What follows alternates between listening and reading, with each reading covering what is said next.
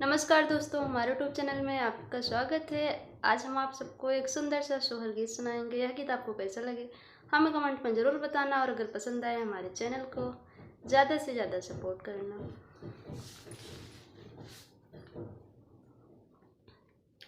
एक दमड़ी के तेल मंगायो ससुर जी, कई गोड़ दाब्यो ससुर कई कपार ठोक्यो ननदी कई बिया की हो देवरू कई गवन लाए हो बहिनी तेल लैके चढ़ले अटरिया तो तेलवा भभक गए हो बहिनी तेल लैके चढ़ले अटरिया तो तेलवा छलक गए हो।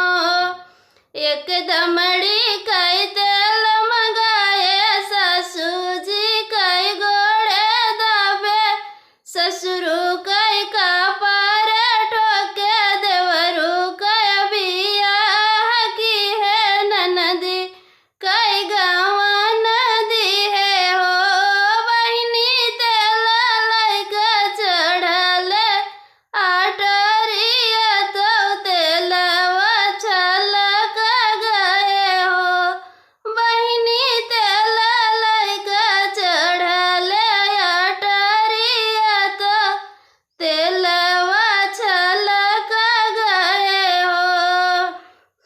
तेलवा के गिरे बहिनी आंगन दुआर बह गए खेत खरियान बह गए छाने और छापर बह गए हो बहिनी तेलवा के गिरे पियवा बहा मोरा हम ही गोहार लागे हो बहिनी बही गए पियवा हमार तो हम ही गोहार लागे हो।